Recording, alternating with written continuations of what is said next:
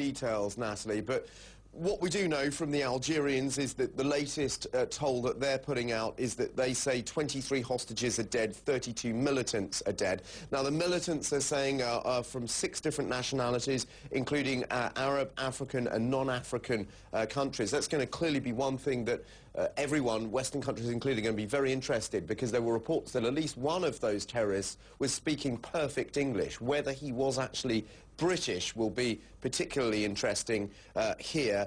In addition to that, they're saying 107 foreign hostages were freed, 685 Algerian hostages freed. We understand from BP that still 4 of its employees are missing and 5 Norwegians remain missing, so they may be part of the death toll of 23. David Cameron, as you said, has given more details. British Prime Minister confirming now that 3 British citizens are confirmed dead, 3 more are missing. Again, they may be part of that 23. He also spoke about the wider context for all this and what this attack means. But the threat has grown, particularly in North Africa. This is a global threat, and it will require a global response. It will require a response that is about years, even decades, rather than months. One of the hostages who was freed giving a really visceral account of just how terrifying it was. Listen. Around 5 a.m. we were sleeping. Then we heard the shooting. We didn't understand what was happening. Then a bunch of terrorists were there. I could notice different dialects: Libyan, Tunisian, Egyptian, and Malian. The Tunisian guy said, "Let's get the Japanese workers out." We were shocked. Many of us hid under beds, so we don't know exactly what happened next. We were listening to the fire shots. I hid for 48 hours under the bed. The army came next, but we don't know how it happened. We'll now take our second break.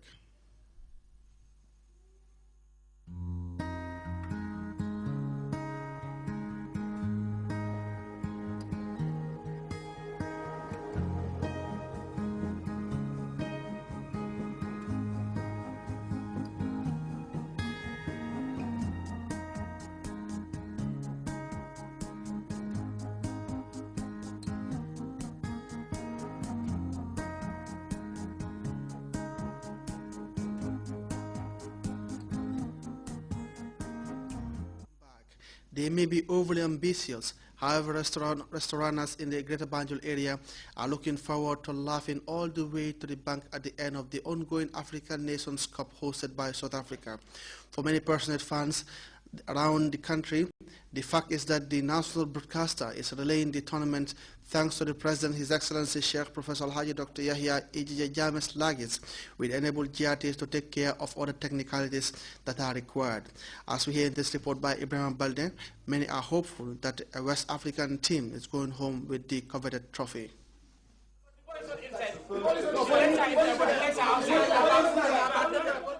It's time for endless debate. It's also time for serious business.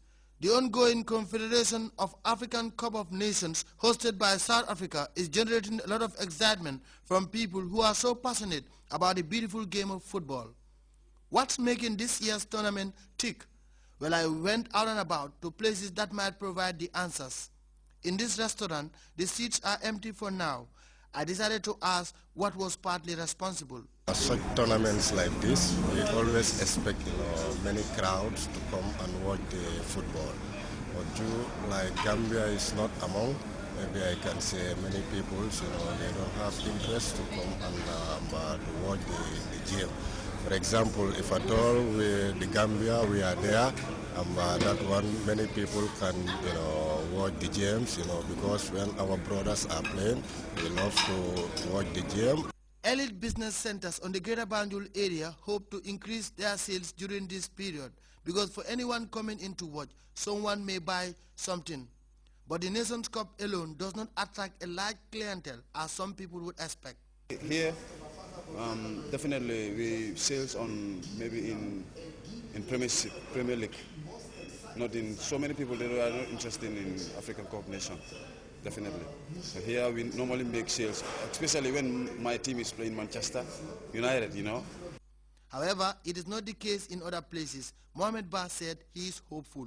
Because we are expecting to make a lot of sense, because at this Cup of Nations, people usually come here to watch the game and enjoy the place. Yeah, because the place is wide and comfortable. A lot of people do come here. Even today, as you can see, people are coming in and out every minute and second. So we are expecting more.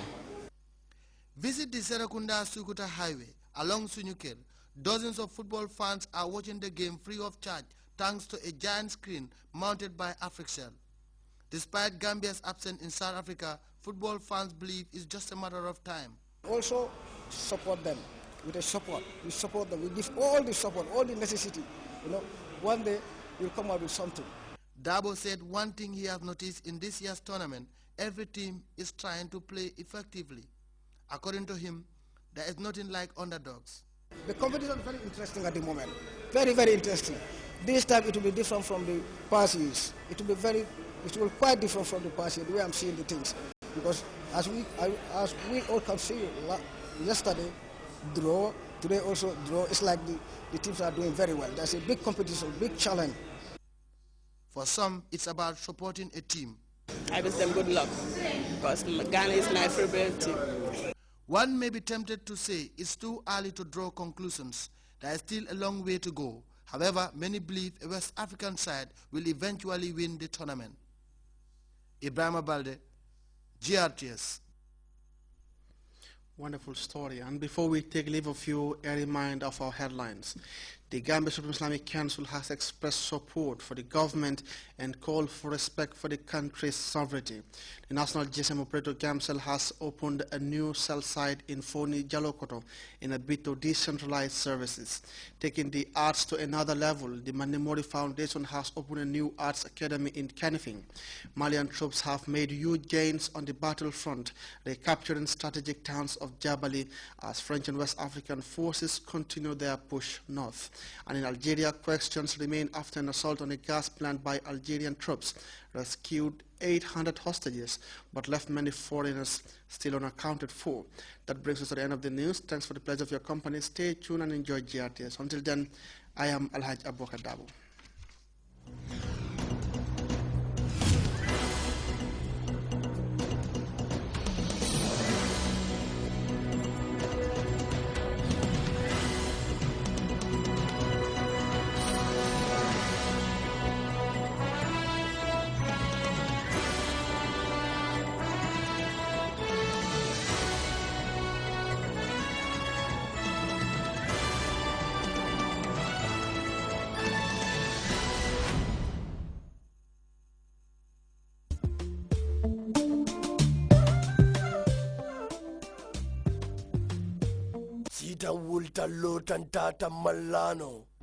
Manding Mo represents the launching of the Manding Empire.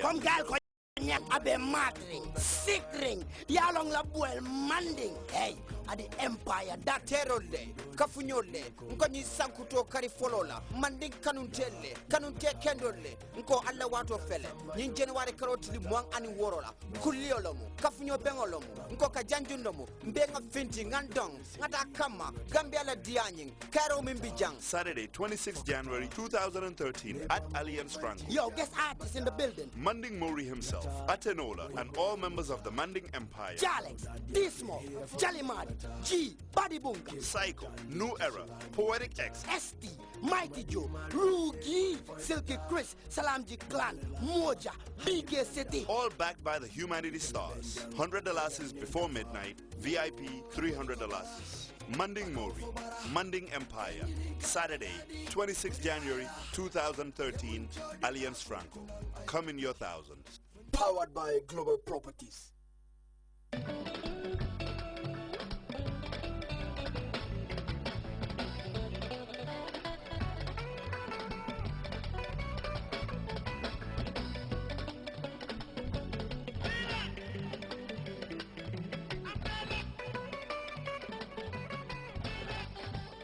Nanka déedéet duñ def nanka de waa lu tax loolu Tiara flavor drink dafa neex waaw waaw wax le ma ci flavor yi ma dégg an orange love Man strawberry laa bëgg. Man mango laa bëgg. Man pineapple coconut laa bëgg. Man berries laa bëgg. Man pineapple laa bëgg. Te tiara flavor drink moo ma sawarloo. tiara flavor drink xale yi bëgg nañ ko te itam mag yi bëgg nañ ko ñëw na si juróom benni